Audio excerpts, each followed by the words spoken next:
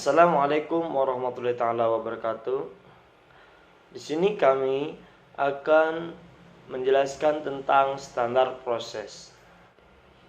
Pada kali ini kita akan sedikit membahas tentang standar proses yang mencakup silabus, RPP, prinsip-prinsip penyusunan RPP, dan penempatan peserta didik.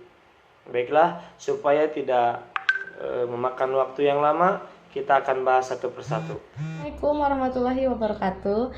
Nama saya Wida Oktalina Bagja, kelas B3 PGSD, NIM saya 17060381. Di sini saya akan menjelaskan tentang standar proses. Pertama, saya akan menjelaskan dulu standar adalah kesepakatan yang telah didokumentasikan yang di dalamnya terdiri antara lain mengenai spesifikasi teknis dan kriteria yang akurat yang digunakan sebagai peraturan, petunjuk, atau definisi-definisi tertentu untuk menjamin suatu barang, produk, proses, atau jasa sesuai dengan yang telah dinyatakan.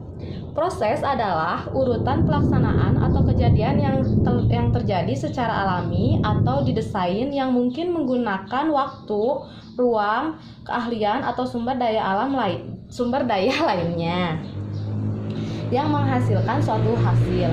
Pendidikan adalah segala usaha sadar dan terencana untuk mewujudkan suasana belajar dan proses pembelajaran agar peserta didik secara aktif mengembangkan potensi dirinya untuk memiliki kekuatan spiritual, keagamaan, pengendalian diri, kepribadian, kecerdasan, akhlak mulia, serta keterampilan yang diperlukan dirinya dan masyarakat.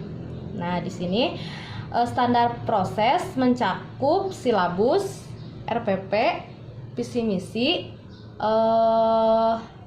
kurikulum, prinsip, penempatan peserta didik.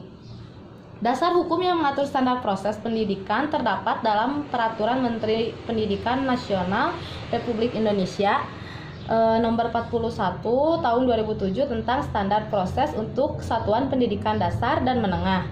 Standar proses adalah standar nasional pendidikan yang berkaitan dengan pelaksanaan pembelajaran pada satu satuan pendidikan untuk mencapai standar kompetensi lulusan.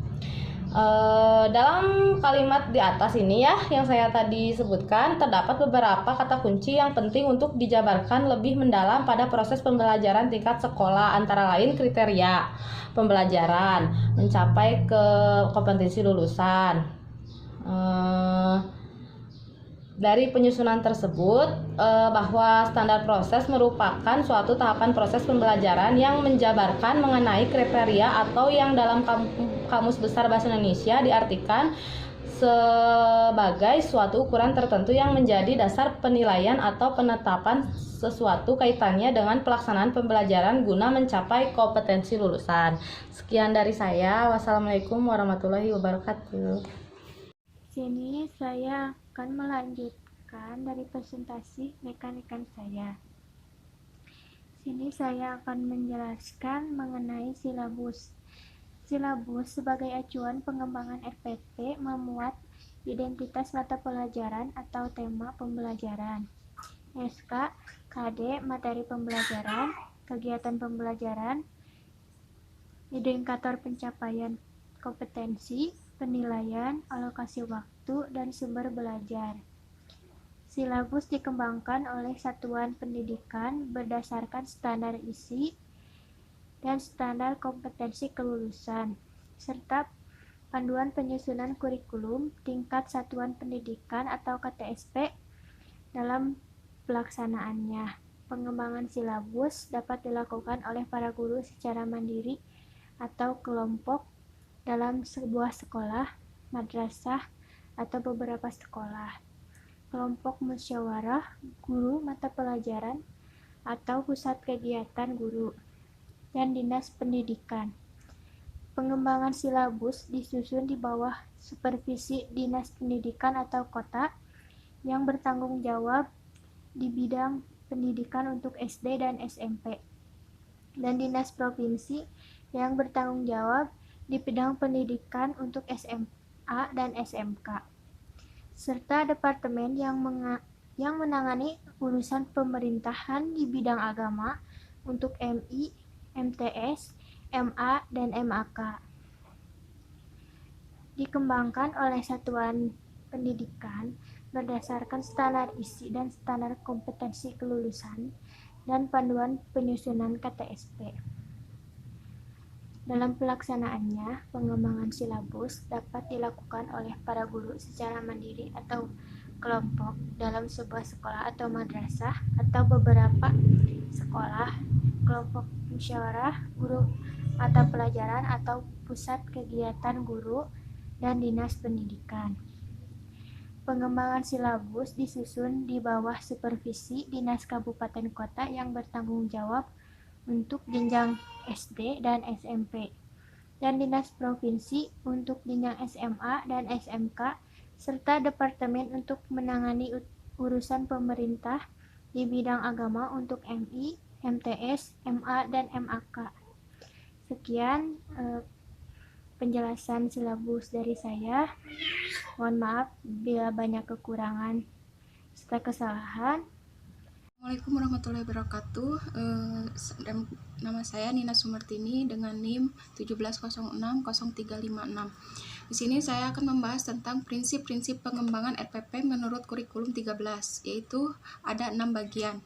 Yang ke-1, RPP disusun oleh guru sebagai terjemaah dari ide kurikulum dan berdasarkan silabus. Yang kedua, RPP dibuat selalu mengedepankan perencanaan pembelajaran yang nantinya dalam proses pembelajaran mengajar. Yang ketiga, pengembangan RPP yang baik akan mengedepankan proses belajar membaca dan menulis pada peserta didik. Yang keempat, di dalam RPP terdapat cara langkah-langkah yang dilakukan oleh guru untuk memberikan umpan balik atau timbal balik seperti remedial.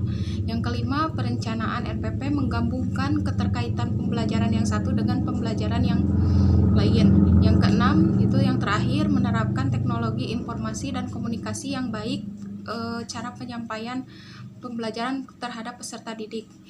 Mungkin cukup sekian dari saya. Assalamualaikum warahmatullahi wabarakatuh.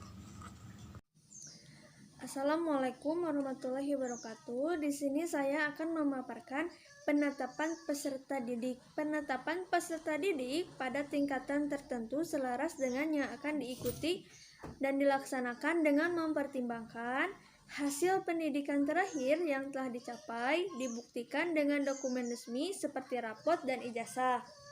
Pengalaman belajar peserta didik yang dapat dibuktikan melalui portofolio dan tes penetapan oleh lembaga yang berwenang.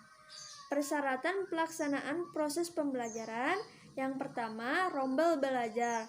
SD 28 peserta didik, SMP 32 peserta didik, SMA 32 peserta didik, SMK 32 peserta didik. Itu rombel belajar dalam satu kelas.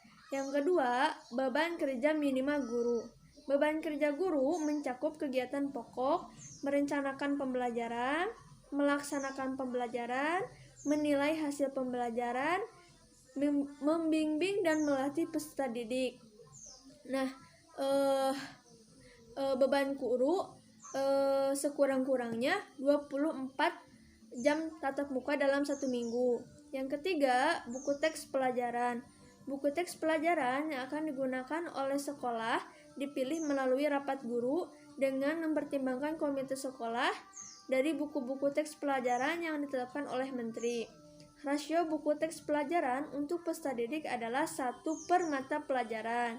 Selain buku teks pelajaran, guru menggunakan buku panduan guru, buku pengayaan, buku referensi, dan sumber belajar lainnya. Guru juga membiasakan peserta didik menggunakan buku-buku dan sumber belajar lainnya yang ada di perpustakaan sekolah. Yang keempat, pengelolaan kelas. Guru mengatur tempat duduk sesuai karakteristik peserta didik dan mata pelajaran serta aktivitas pembelajaran yang akan dilakukan. Volume suara guru juga harus terdengar jelas agar dapat dipahami oleh siswa. Tutur kata guru santun dan dapat dimengerti oleh peserta didik. Guru menyesuaikan materi pembelajaran dengan kecepatan dan kemampuan belajar peserta didik. Guru menciptakan ketertiban, kedisiplinan, kenyamanan, keselamatan, dan keputusan pada peraturan dalam penyelenggaraan proses pembelajaran.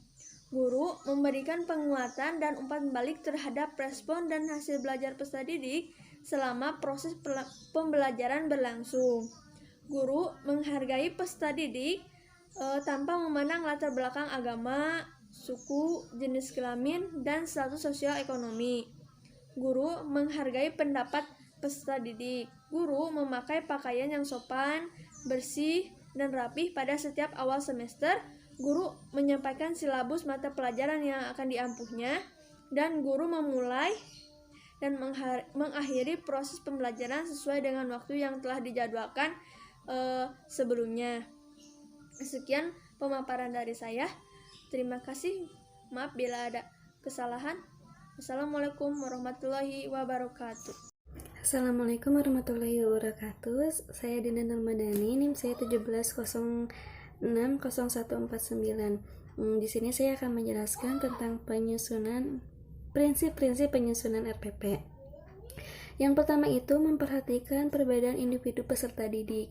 Nah, jadi memperhatikan setiap peserta didik dari mulai membedakan antara perempuan dan laki-laki, kemudian kemampuan awal dan tingkat intelektual yang jelas berbeda, dan kemampuan sosialnya, emosionalnya, bahkan lingkungan peserta didik pun harus diperhatikan.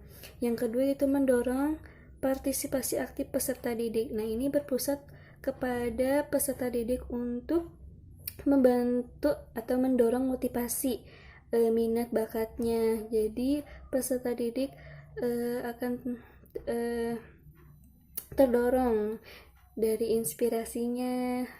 Nah, kemudian yang ketiga itu mengembangkan budaya membaca dan menulis.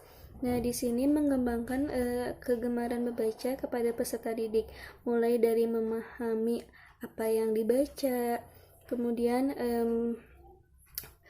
mengekspresikan dari berbagai bentuk bacaan, dan selanjutnya mengembangkan kegemaran membaca dan pemahaman beragam bacaan.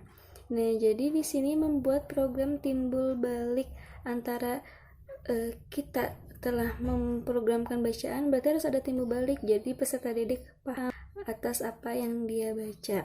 Nah, kemudian keterkaitan dan keterpaduan. Jadi ketika menyusun RPP itu harus dikaitkan antara SK, KD, indikator, materi pelajaran, dan bahkan kompetensi penilaiannya juga.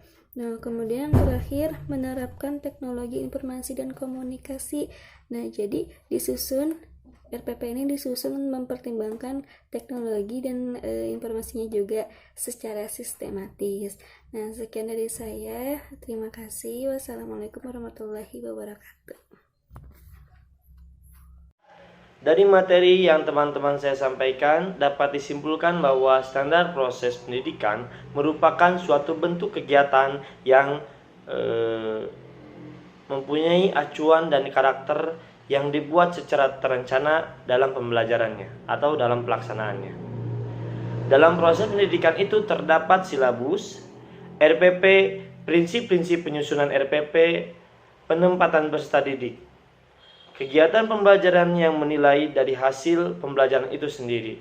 Sebuah proses pendidikan baik di tingkat nasional maupun tingkat kelas akan dianggap sukses apabila kompetensi lulusannya yang ditargetkan dapat tercapai dengan sempurna. Oleh sebab itu, diperlukan beberapa tahapan dan serangkai strategi yang nantinya dijadikan pedoman untuk mencapai target tersebut.